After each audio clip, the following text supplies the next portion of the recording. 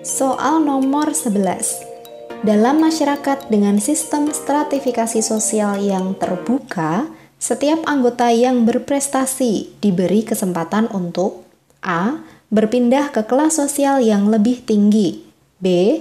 Berpindah ke kelas sosial yang lebih rendah, C. Tetap pada kelas sosialnya selama hidupnya, D. Mengalami mobilitas sosial horizontal, dan E. Tidak dapat berpindah kelas sosial. Di sini yang ditanyakan adalah sistem stratifikasi sosial terbuka. Kita gambar dulu. Yang namanya sistem stratifikasi sosial terbuka berarti garisnya putus-putus. Ada atau tidak ada kesempatan untuk naik maupun turun lapisan? Ada kesempatan. Berarti diperbolehkan untuk naik maupun turun lapisan. Boleh mengubah status secara vertikal, baik naik maupun turun. Jadi ada kemungkinan seseorang dengan status tertentu mengalami perubahan status naik maupun perubahan turun. Oke? Ketika kemudian anggota masyarakatnya itu berprestasi, berarti dia naik atau turun? Naik. Yang namanya berprestasi itu berarti seharusnya naik ke kelas sosial yang lebih tinggi. Jawabannya adalah A. Berpindah ke kelas sosial yang lebih tinggi. Lalu kalau dalam stratifikasi sosial yang tertutup, berarti tidak ada kemungkinan untuk naik maupun turun. Terbuka sudah, kalau tertutup itu tidak ada kemungkinan untuk naik maupun turun status. Tapi statusnya bisa berubah nggak, Kak? Bisa. Bisa berubah status, tetapi hanya secara horizontal. Dari petani jagung jadi petani padi misalnya. Itu kan sudah berubah status. Dari petani jadi pedagang atau jadi nelayan misalnya. Itu dianggap sebagai satu status yang sederajat. Oke? Soal nomor 12. Pengelompokan masyarakat menurut prestasi belajar seperti sarjana, lulusan SLTA, dan lulusan SMP menghasilkan stratifikasi yang berfungsi untuk A. Meningkatkan status sosial individu, B. Mendistribusikan hak istimewa, C. Mengatur hubungan antar kelompok yang berbeda, D. Menempatkan individu pada strata sosial yang tepat, dan E. Membedakan ciri fisik yang diperoleh sejak lahir. Pembedaannya berdasarkan apa? Ada lulusan sarjana, lulusan SLTA, dan lulusan SMP. Ini berdasarkan prestasi belajar, katakanlah lebih tepat dikatakan pendidikan. Berdasarkan sistem pendidikan, ada pembagian atau penggolongan menjadi sarjana, lulusan SLTA, dan lulusan SMP. Ini fungsinya untuk apa? Kenapa kemudian ada pembagian seperti ini? Fungsinya adalah menempatkan individu-individu di lapisan atau posisi yang tepat. Jawaban paling benar adalah yang D. Menempatkan individu pada strata sosial yang tepat. Yang namanya lulusan SLTA, otomatis nanti masuknya di lapisan kedua. Yang lulusan SMP berarti ada di lapisan paling bawah. Yang lulusan sarjana berarti ada di lapisan paling atas. Kemudian fungsi stratifikasi sosial yang lain, kita ingat-ingat lagi. Fungsi yang lain, fungsi stratifikasi sosial yang lain. Yang pertama adalah distribusi hak-hak istimewa secara objektif. Misal karena jabatannya adalah seorang gubernur, maka kemudian ada hak istimewa mendapatkan rumah dinas misalnya, ada kendaraan dinas misalnya. Nah, itu yang disebut distribusi hak istimewa. Yang kedua adalah penentu simbol status. Jadi status atau kedudukan itu juga berfungsi untuk menunjukkan simbol-simbol kedudukannya. Nanti stratifikasi itu fungsinya untuk menunjukkan simbol-simbol kedudukannya. Karena seorang YouTuber terkenal misalnya jamnya ratusan juta, kemudian kacamatanya juga puluhan juta misalnya. Nah, berpenampilan itu termasuk salah satu simbol status, dan itu termasuk fungsi dari stratifikasi sosial. Yang ketiga adalah tingkat mudah atau sukarnya berpindah kedudukan atau merubah status, berpindah posisi atau kedudukan. Tadi sempat dibahas, ketika stratifikasinya terbuka berarti mudah berpindah status, ketika stratifikasinya tertutup berarti susah atau sukar untuk berpindah status. Kemudian yang keempat adalah alat solidaritas antar individu dalam sistem sosial yang sama. Ini merupakan fungsi dari stratifikasi sosial. Oke. Soal nomor 13, masyarakat praindustri dan masyarakat agraris umumnya menganut sistem stratifikasi yang tertutup. Berikut ini adalah akibat yang terjadi pada individu-individu dalam masyarakat tersebut, kecuali A. Status sosial yang sama sepanjang hidup, B. Apatis dalam kehidupan, C. Tidak terjadi persaingan, D. Mencari peluang di tempat lain, dan E. Mobilitas sosial rendah. Kita harus garis bawahi yang ditanyakan itu kecuali. Ingat ya, ada kecualinya. Dalam ilustrasi disebutkan bahwa masyarakat praindustri dan masyarakat agraris menganut sistem stratifikasi tertutup. Jadi sistem stratifikasinya tertutup. Kira-kira apa saja yang akan terjadi ketika masyarakat menganut sistem stratifikasi tertutup? Yang pertama, kita bahasnya dari bawah aja. Yang pertama, mobilitas sosialnya rendah. Dalam stratifikasi sosial yang tertutup, kita gambar ya. Tertutup itu berarti garis pemisahnya tegas. Perubahan status hanya terjadi di lapisan yang sama. Karena perubahan statusnya hanya terjadi dalam lapisan sosial yang sama, maka dapat dikatakan bahwa mobilitasnya rendah. Ini benar. Mobilitas sosial itu apa artinya? Artinya perubahan status atau perpindahan status. Mobilitasnya rendah, ini benar. Karena tidak ada perubahan status naik maupun turun. Tidak ada mobilitas sosial vertikal, adanya hanya horizontal. Jadi mobilitasnya rendah. Yang kedua, mencari peluang di tempat lain. Apakah boleh? Boleh. Karena kemudian individu merasa tidak bisa naik status di masyarakatnya karena stratifikasinya tertutup, maka kemudian individu ini mencari peluang di tempat lain, melakukan migrasi. Boleh? Tentu saja boleh. Yang ketiga, tidak terjadi persaingan. Karena tidak ada perebutan jabatan, tidak ada istilah promosi jabatan, tidak ada naik jabatan, maka tidak terjadi persaingan. Tentu saja ya. Jadi kalaupun ada persaingan lah buat apa? Karena tidak ada perebutan status yang lebih tinggi istilahnya. Biasanya kalau dalam stratifikasi yang terbuka akan banyak perubahan status naik maupun turun. Maka persaingan itu sangat sengit. Berbeda dengan masyarakat dengan stratifikasi yang tertutup. Apatis dalam kehidupan, karena kemudian masyarakatnya tahu bahwa mereka tidak bisa naik status atau tidak bisa memperbaiki statusnya, maka bisa jadi mereka apatis dalam kehidupan. Lah untuk apa? Karena mereka tahu misal, saya lahir sebagai seorang sudra, maka sampai mati pun saya adalah sudra.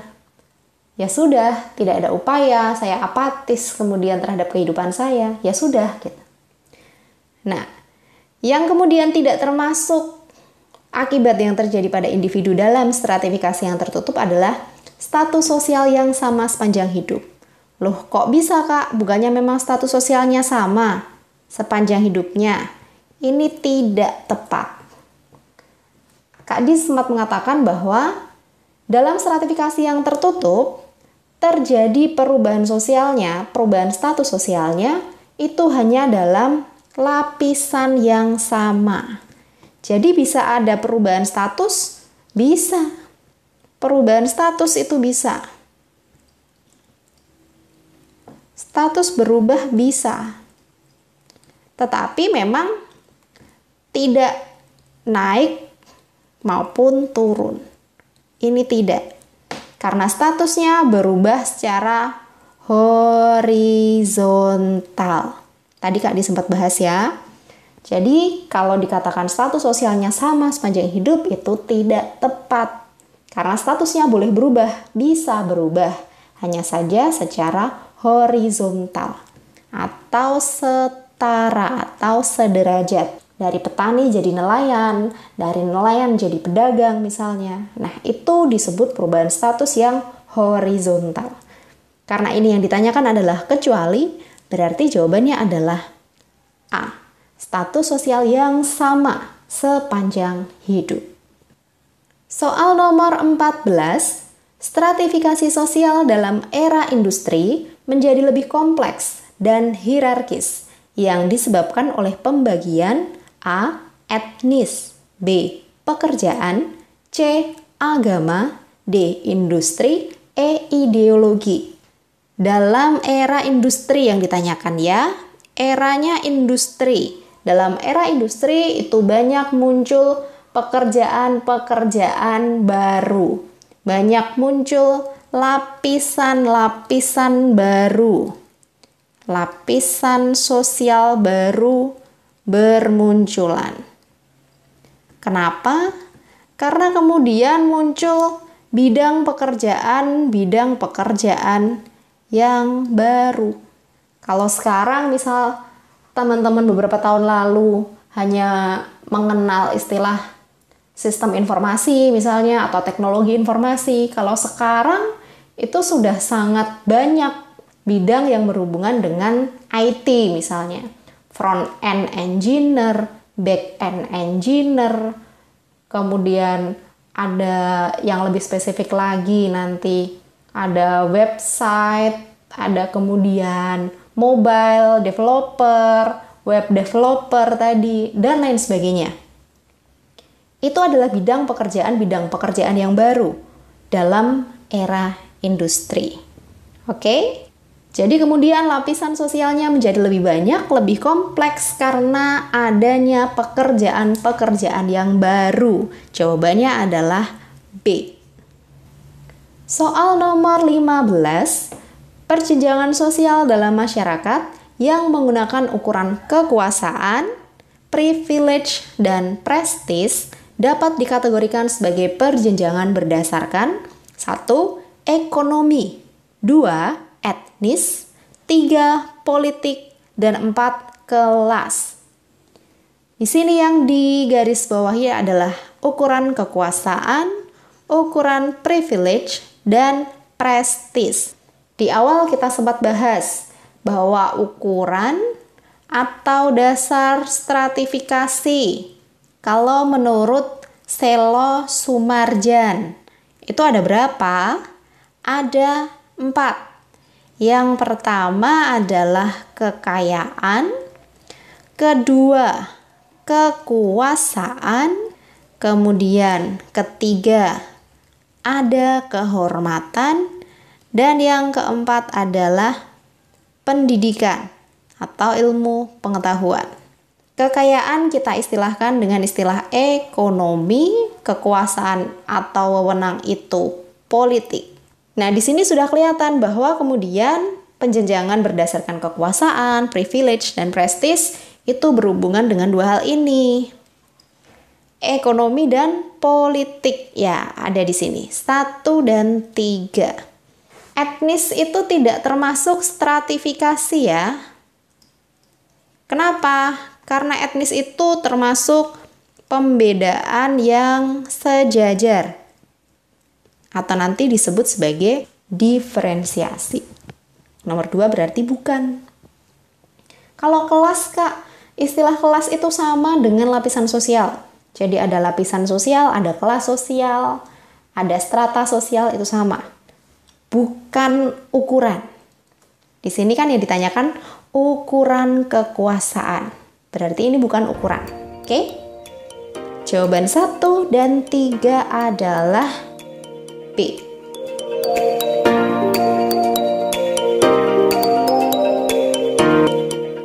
Soal nomor 16. Menurut Weber, stratifikasi yang ditentukan berdasarkan kriteria ekonomi disebut A. Kelas, B. Status, C. Peran, D. Prestis, E. Kekuasaan. Di sini yang ditanyakan adalah tokohnya Weber, kemudian kriterianya ekonomi. Kita cermati lagi. Apa yang dikatakan Weber tentang stratifikasi sosial? Weber mengemukakan pendapatnya bahwa stratifikasi sosial adalah penggolongan orang-orang yang termasuk dalam suatu sistem sosial. Dalam suatu apa? Sistem sosial. Penggolongan orang-orang yang termasuk dalam suatu sistem sosial ke dalam lapisan-lapisan hierarkis. Hierarkis artinya bertingkat.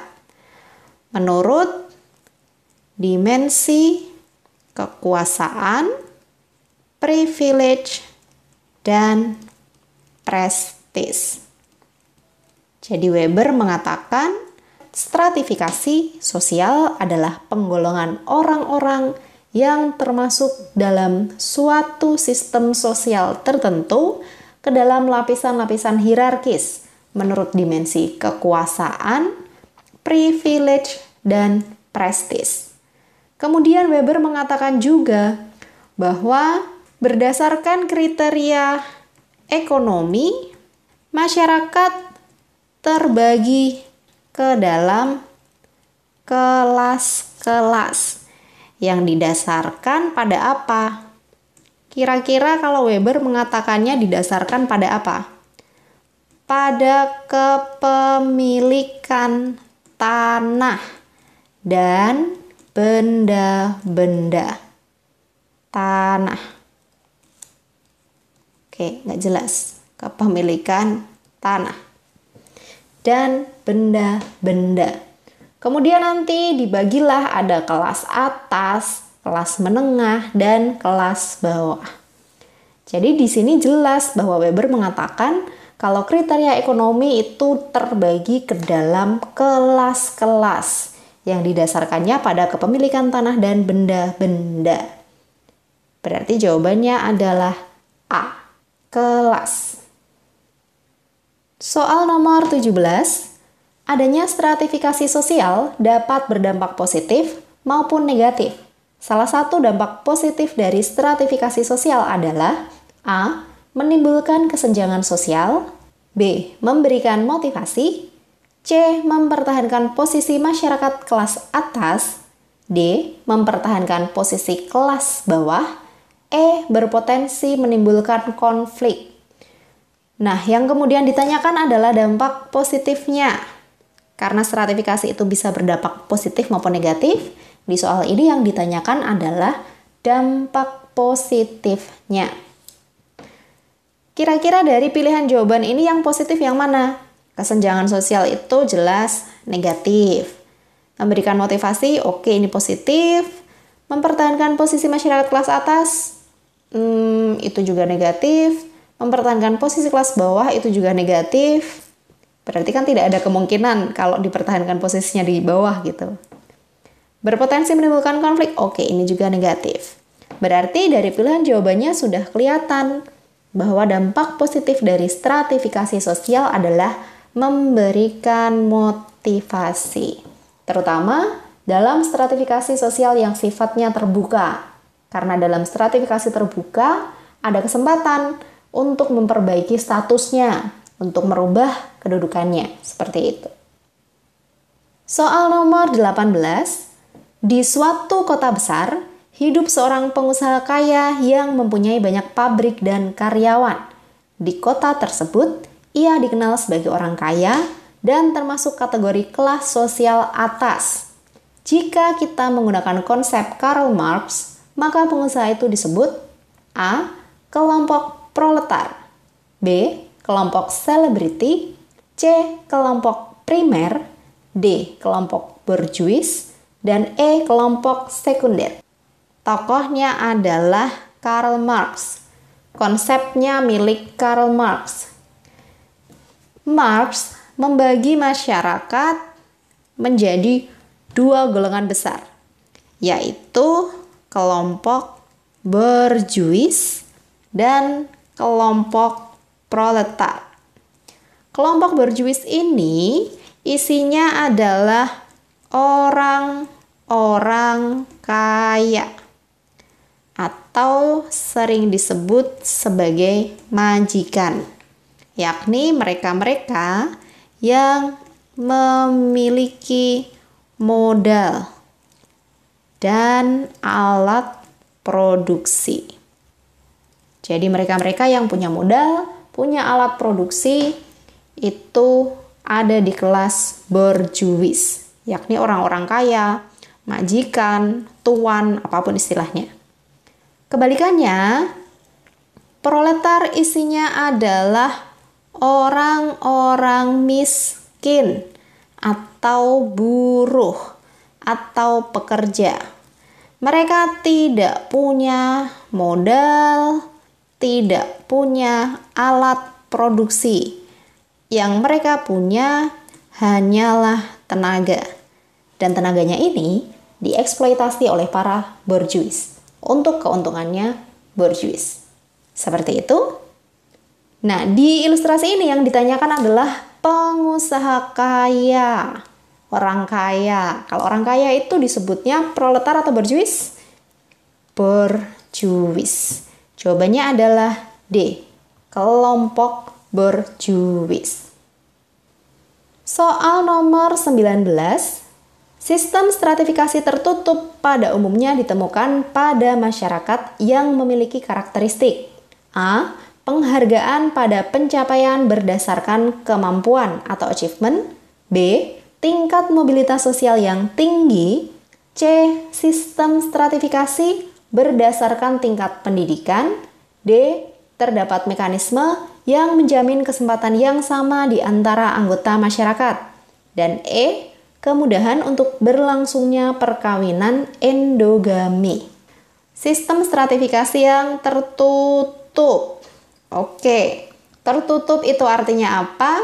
Artinya tidak ada atau tidak mungkin ada kesempatan untuk naik atau turun status. Gampangnya gini. Jadi ketika ada perubahan status, maka berlangsung secara horizontal. Tidak bisa naik maupun turun. Karena kemudian kesempatan untuk naik maupun turun status itu sedikit atau tidak mungkin bahkan, yang ada hanya perubahan status horizontal, maka kemudian konsekuensinya adalah mobilitasnya rendah. Yang B jelas salah. Oke. Kemudian kemungkinan yang kedua, sistem stratifikasi berdasarkan pendidikan ini juga jelas salah. Karena biasanya berdasarkan kasta, budaya yang diterima sejak lahir. Statusnya itu diperolehnya sejak lahir. Kemudian yang A malah kelewatan. Penghargaan pada pencapaian berdasarkan kemampuan ini juga tidak. Karena tidak ada perbaikan status, maka tidak ada penghargaan terhadap pencapaian. Itu tidak ada juga. Terdapat mekanisme yang menjamin kesempatan sama. Ini tidak juga. Kesempatan itu tidak sama. Karena mereka yang ada di bawah, di lapisan bawah, itu kesempatannya juga terbatas. Nah, jawabannya adalah yang E. Kemudahan perkawinan endogami. Perkawinan endogami artinya perkawinan yang terjadi dengan pasangan yang berasal dari lingkungan sosial yang sama. Katakanlah misalnya satu kasta. Kasta Waisya menikah dengan orang dengan kasta Waisya juga. Kasta ksatria menikah dengan orang yang berasal dari kasta ksatria juga. Nah, seperti itu yang disebut perkawinan endogami. Dan itu ada di dalam masyarakat dengan sistem stratifikasi yang tertutup. Bisa dipahami? Soal nomor 20, seorang Bali berkasta Sudra sudah berhasil dalam usaha perdagangan yang dirintisnya dan menjadi pengusaha yang kaya raya. Kesuksesan dan kekayaan yang diperolehnya tidak bisa membuatnya naik ke lapisan kasta lainnya seperti Waisya dan Ksatria. Hal ini terjadi karena sistem stratifikasi yang tertutup, yakni A. Sistem kasta di Bali berbeda dari negara India. B. Kasta diperoleh melalui keturunan dan berlaku seumur hidup. C. Masyarakat Bali sebagian besar memeluk agama Hindu. D. Bentuk perkawinan dalam masyarakat Hindu bersifat eksogami. Dan E, sejak India merdeka, pelaksanaan sistem kasta cenderung lunak. Di sini kasusnya adalah seorang Bali. Kastanya Sudra. Dia berhasil dalam usaha perdagangan dan jadi orang kaya. Tetapi walaupun dia kaya raya, dia tidak bisa naik lapisan. Tidak bisa naik lapisan. Tidak bisa ke kasta Waisya maupun ke kasta Ksatria. Kenapa? Karena sistem stratifikasinya tertutup. Artinya, status kasta itu diperolehnya melalui keturunan dan berlakunya seumur hidup. Status ini tidak bisa berubah. Jadi, kasta itu tidak bisa berubah seumur hidup. Kalau lahir dalam kasta ksatria, maka seumur hidup akan menjadi kasta ksatria. Kalau lahir dalam kasta Sudra, maka seumur hidup akan menjadi kasta Sudra. Mau sesukses apapun, mau sepandai apapun, kasta itu tidak akan berubah. Oke? Sistem kasta di Bali berbeda dengan negara India. Bukan ini penjelasannya. Masyarakat Bali sebagian besar memeluk agama Hindu, juga bukan ini pembahasannya, walaupun benar, masyarakat Bali sebagian besar memeluk agama Hindu. Dan karena agama Hindu tersebutlah yang kemudian ada sistem kasta. Bentuk perkawinan eksogami ini salah ya. Yang benar adalah endogami. Tadi sempat dibahas di awal, endogami artinya menikah dengan orang yang berasal dari lingkungan sosial yang sama. Yang E, sejak India merdeka, pelaksanaan kasta cenderung lunak. Ini juga tidak ada hubungannya. Oke, cukup jelas jawabannya yang B. Kasta diperoleh melalui keturunan dan berlakunya seumur hidup.